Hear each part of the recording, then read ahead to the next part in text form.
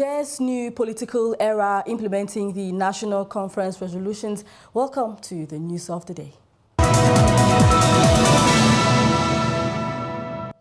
The implementation ceremony of Niger's National Conference resolutions took place this Wednesday, March 26, 2025 in Niamey.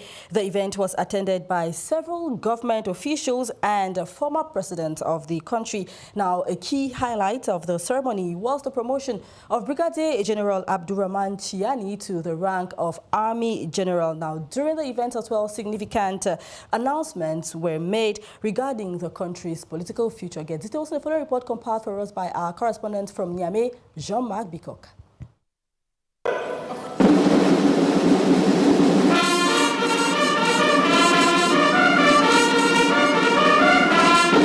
C'est dans la grande salle de conférence internationale Mahatma Gandhi que s'est déroulée cette cérémonie de mise en œuvre des résolutions des assises nationales tenues en février dernier.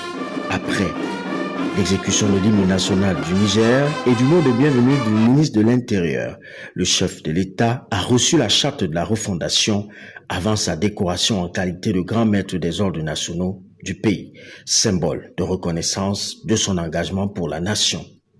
Et puis est venu le moment tant attendu, notamment l'élévation du général Chiani au grade de général d'armée. Il devient président de la République du Niger pour un mandat de refondation de 5 ans renouvelable. Après la cérémonie militaire, le général d'armée Abdurrahman Chiani s'est adressé à la nation. S'agissant de la promotion au grade de général d'armée, permettez-moi de dire que je reçois cette distinction avec beaucoup d'humilité et de reconnaissance envers le Niger et son peuple. Car je mesure que cela implique en termes non seulement des responsabilités dans notre grande famille des forces de défense et de sécurité, mais également d'encouragement à persévérer dans l'accomplissement de ma mission au service du Niger avec le soutien de tous les Nigériens.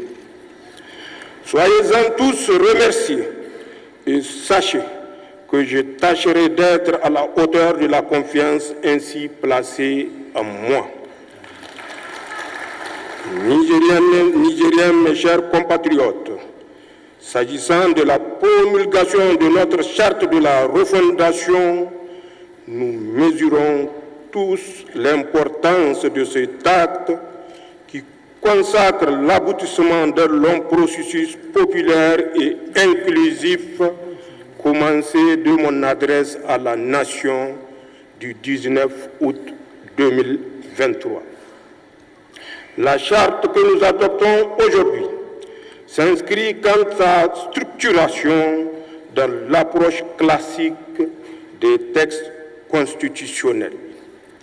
Elle organise les pouvoirs publics et pose les principes et valeurs de la refondation de notre République. Avoir une fois de plus une pensée pieuse pour nos martyrs lâchement assassinés alors qu'ils accomplissaient la prière de vendredi donne une idée de l'adversité et des défis qui nous attendent, plutôt que de nous complaire dans des débats haineux qui divisent notre société. D'ailleurs, faudrait-il au besoin rappeler que le pardon et la réconciliation font bien partie des recommandations formulées par nos assises, mais surtout de notre religion, particulièrement en ce mois béni de Ramadan. Nigériens, mes chers compatriotes, je voudrais, à ce stade de mon propos, rassurer tous nos compatriotes que le pardon et la réconciliation auxquels nous appelons ne peuvent s'opposer à l'aspiration ou aux aspirations légitimes des Nigériens à la justice. Dans cette charte, la dissolution des partis politiques est immédiate. Le général d'armée Abdurrahman Chiani a signé en outre un décret portant libération de certains détenus politiques et militaires.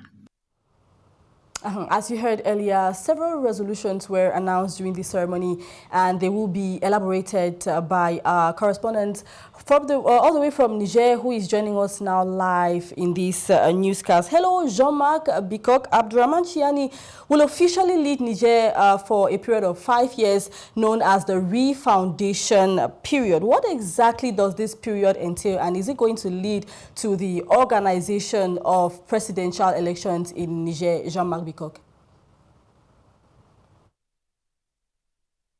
Bonjour Joy et bonjour à tous les téléspectateurs de Global LTV. Refondation du Niger, ce principe va consister à baliser l'avenir, les principes fondamentaux du nouveau Niger, puisque depuis le 26 juillet 2023, c'est une autre page du pays qui s'est ouverte, s'est terminée l'époque de la démocratie, des partis politiques qui ont posé beaucoup de problèmes, qui ont gangréné l'univers du pays. Il faut le dire ainsi, puisque dans cette refondation, il sera question de penser les blessures causées par les politiciens. La France qui était en tête d'affiche, qui était toujours en train d'instrumentaliser les choses au Niger. On ne comprenait pas comment un pays riche en uranium peut avoir des problèmes d'électricité. Il y a de l'or, il y a du pétrole au Niger, mais toutes ces ressources ne profitaient pas au peuple nigérien, mais plutôt à ceux qui exploitaient cela. Donc dans cette refondation, il sera question de redéfinir les règles du jeu afin que le pays puisse profiter de ses ressources naturelles et que le pays puisse avancer. Déjà, le général Abdourahmane Tchiani a commencé à faire cela à travers des décrets, des décisions prises depuis le 26 juillet 2023 qui continuent en 2025. Voilà en gros ce principe de refondation. Concernant les élections présidentielles, il faut dire que ce n'est pas pour aujourd'hui, puisque dans cette charte, ces 5 ans de refondation sont renouvelables en fonction de l'agenda de l'Alliance des États du Sahel. Donc, élection présidentielle, ce n'est pas encore à l'ordre du jour. Talking about decrees, Jean-Marc, because we also understand that General Abdourahmane Tchiani has decreed the dissolution of some political parties. What does this signal in your opinion, and how has Nigerian politicians reacted to this measure?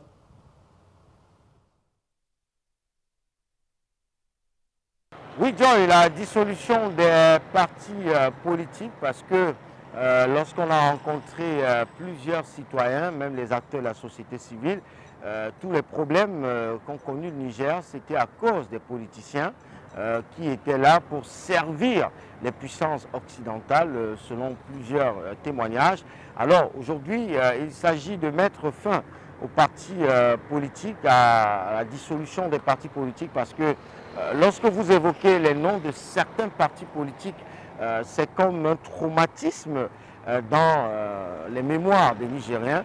Il faut donc repartir à zéro. Il y aura donc cette nouvelle charte qui va définir la création des partis politiques, et puis le nombre sera restreint, ce ne sera pas comme avant. Naturellement, la réaction des politiciens ne sera pas bonne, parce que la politique était devenue au Niger comme un métier où vous rencontrez quelqu'un qui ne faisait que de la politique et rien d'autre. Donc les politiciens ne seront pas contents, ne vont pas apprécier, n'ont pas apprécié cette décision qui a été actée à Mahamat Gandhi le 26 juillet lors de la lecture des grandes lignes de la charte dissolution des partis politiques. Peut-être les politiciens vont se convertir peut-être en acteurs de la société civile ou vont chercher à faire autre chose, parce que pour le moment, c'est la refondation. Les militaires ont le pouvoir pour rebâtir le pays, pour reconstruire, et ensuite, on verra. Jean-Marc Bikok, Abdourahmane Tchiani has been promoted to the rank of Army General. Why such honors, and what are the implications, Jean-Marc Bikok?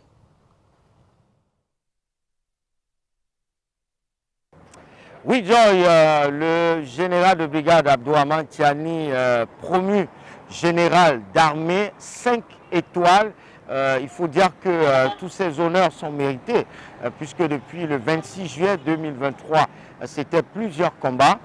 général de brigade 2 étoiles et aujourd'hui 5 étoiles, donc plus 3 étoiles, parce que quand on regarde tout ce qu'il y a eu comme travail abattu par le général à partir de 2023 jusqu'en 2025, c'est énorme, hein. Il y a eu d'abord la suspension de cette loi, cette convention du 22 septembre 1972 qui exonérait les entreprises françaises des impôts au Niger, alors que les Nigériens, eux, étaient obligés de payer les impôts en France.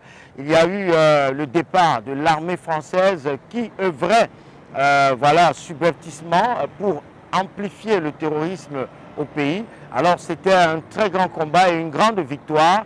Il y a eu la sortie du Niger de la CEDEAO qui a suscité beaucoup de commentaires et surtout à cause de cette sortie, la CEDEAO était obligée de lever les sanctions qu'elle avait imposées au Niger, des sanctions qui ne faisaient pas partie des textes de cette institution. Pendant 7 mois, le pays était en embargo. Alors le général Abdourahmane Tiani, avec ses troupes, avec son gouvernement, ont tenu avec la population les meetings, les revendications, dire non à l'impérialisme.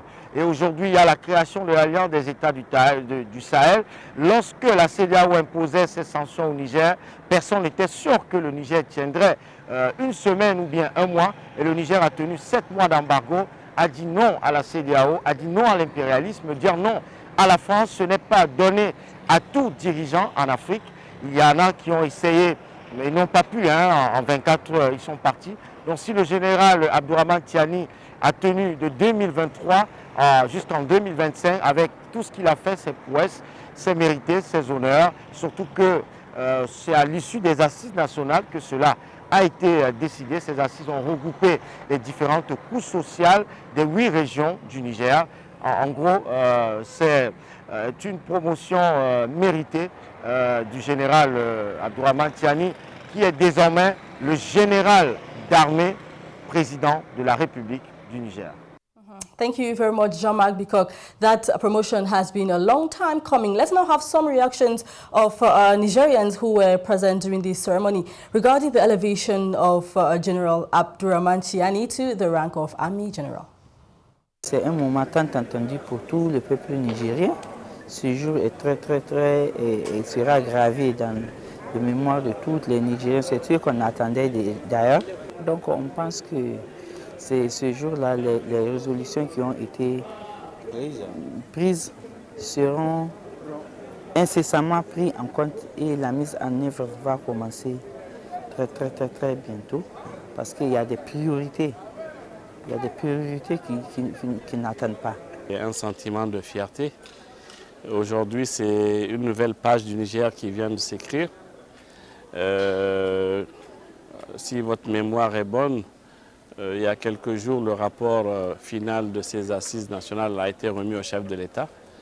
Et aujourd'hui, nous sommes là et il a déjà commencé à appliquer tout ce qui a été recommandé, tout ce qui a été mentionné dans le rapport. Alhamdulillah, aujourd'hui, le Niger a passé à une autre forme. Notre président, Abdourahmane Tiani, est dorénavant président de la République du Niger. Dans ce sens, nous disons Alhamdulillah pour ce mois béni, qu'Allah bénisse le Niger. Et nous disons aussi un grand remerciement parce que vous avez entendu la dissolution des partis politiques et aussi la libération des détenus politiques et militaires. Le Niger a pris une autre forme. La refondation a commencé. Et nous sommes fiers du peuple nigérien qui ont pris une décision digne de leur nom. Je suis soulagé. Soulagé parce que après que le président ait reçu le rapport des assises, beaucoup de choses se sont dites, des choses officielles et des choses non officielles. Donc on attendait voir quand sera-t-il de l'application des recommandations aujourd'hui. Avec les premiers actes posés, je n'ai pas de doute que le président tiendra sa promesse, c'est-à-dire celle d'appliquer sans faiblesse les recommandations qu'on lui a remises. Deuxièmement, en tant que Nigérien tout court, je suis fier d'avoir assisté à la cérémonie d'aujourd'hui, du moment où elle marque un tournant décisif dans l'histoire sociopolitique de notre pays. Après cette belle cérémonie, vraiment, je suis très fier. Très fier pour le pays, parce que nous venons de franchir une étape très importante. Cette cérémonie vraiment va nous conduire à la mise en œuvre des différentes recommandations. Et ces différentes recommandations, normalement, et certainement même, vont être priorisées, parce qu'il y a eu beaucoup de recommandations qui ont été faites. Il faut donc prioriser, voir ce qui est vraiment urgent, voir les recommandations urgentes, les mettre en œuvre et progressivement les recommandations vont être suivies en action.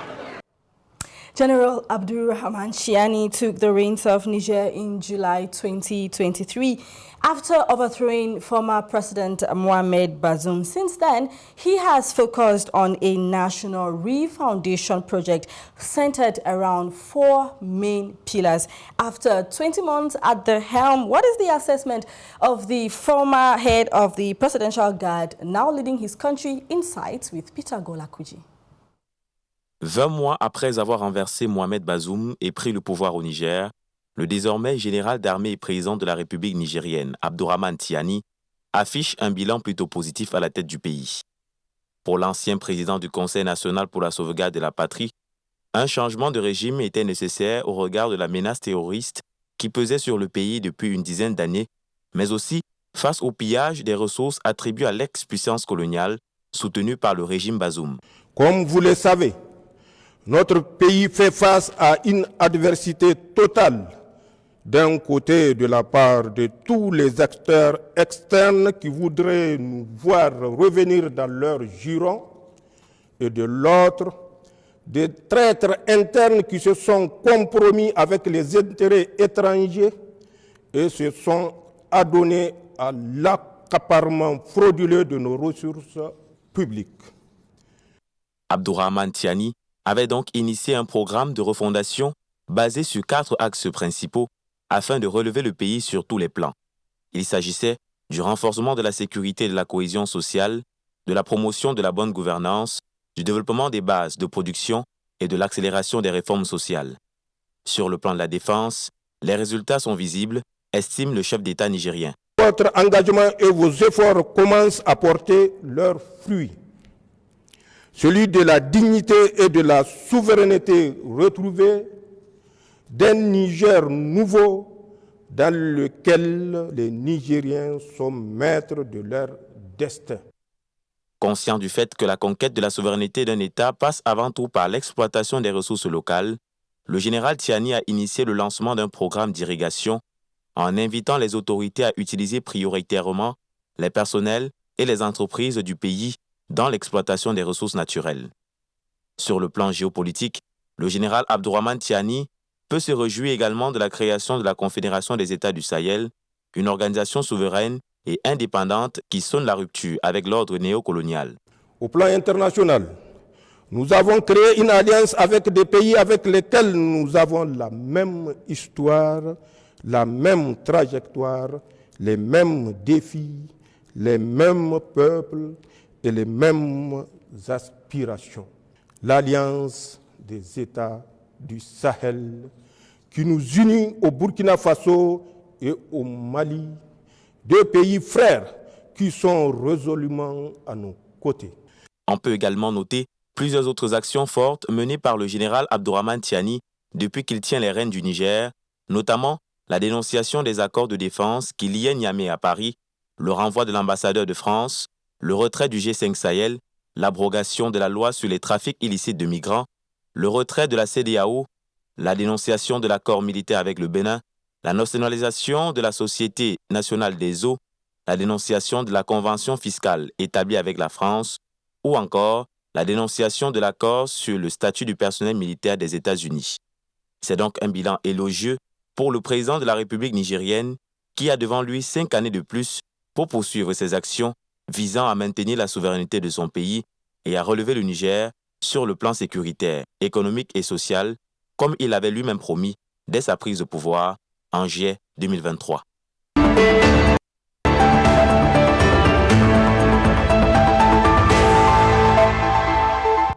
The opening session of the Littoral Regional Council took place in the presence of key authorities, including the governor of the Littoral Region, the president of the Littoral Regional Council, and regional councillors. The 2024 review presents an overwhelmingly positive outlook despite some challenges. The event took place on March 26, 2025 in Douala, Cameroon's economic capital. Paul Ines Otu and Richard Biku.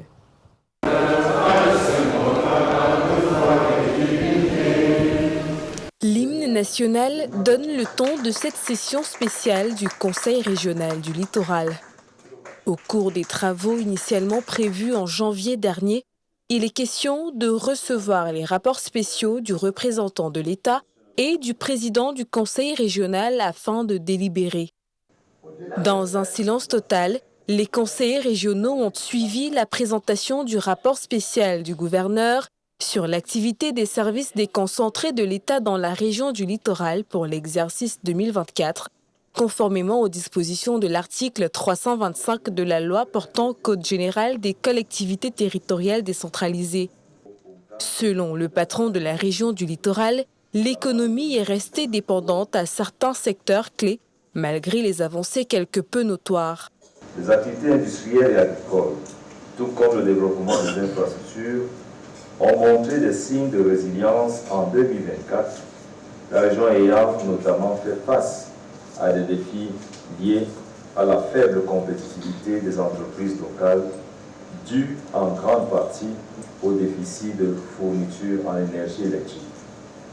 Au titre des grands projets, ceux qui ont fait l'objet d'une attention particulière de notre part ont porté sur la réhabilitation de la voie d'accès en Banga-Pongo, l'exécution des travaux d'aménagement en pavé autobloquant de la rue Braza dans la vallée de la Bisseke, l'achèvement des travaux de construction de 20 immeubles de 370 logements sur les sites de Banga-Bakoko, à Douala. En ce qui concerne le registre financier, le gouverneur du littoral fait savoir que la région a bénéficié d'une enveloppe budgétaire d'environ 26 milliards 419 459 189 francs, soit environ 16 milliards 43 millions pour l'investissement et 10 milliards 75 millions pour le fonctionnement. Au président du conseil régional, pour les mots aimables et les propos chaleureux qui viennent de tenir à mon endroit, ainsi qu'à celui des personnalités qui m'accompagnent. Naturellement, je félicite la tenue de cette session ici, au siège du Conseil régional à Bonanjo, dans ce complexe qui a retenu mon attention et mérite notre appréciation. S'en est suivi la présentation du rapport de janvier à décembre 2024 par le président du Conseil régional, après quoi les conseillers ont pu poser leurs préoccupations. Autant on se félicite qu'il y ait eu amélioration, autant il y a un problème par rapport aux adjudicataires, qu'on ne voit même pas sur le terrain. Quelles sont les sanctions que le président prévoit ou a prises pour ces cas-là? Un fait marquant, c'est la première fois que le Conseil siège dans ses propres locaux. Cette session est une session spéciale. Elle est consacrée uniquement à la présentation de rapports et ça donne lieu au débat. Ce travail est terminé, il va en commission. L'organe délibérant va se prononcer dessus et le travail est bouclé. Mais la séance d'aujourd'hui, la session d'aujourd'hui qui commence aujourd'hui était très importante par le simple fait que vous le savez depuis chaque fois qu'on a session, nous allons à Bonabéry, à Douala 5e, à Bonamoussabé. C'est la première fois que nous tenons une session à notre siège aujourd'hui. En attendant l'adoption des délibérations, les travaux en commission se poursuivent au siège du Conseil régional du littoral, 6 à Bonanjo, Douala, Cameroun. That report by Paul Ines Otu brings us to the end of this edition of the News of the Day. Thank you for watching. Stay tuned to Global L Television for your daily dose of information and entertainment. Bye-bye.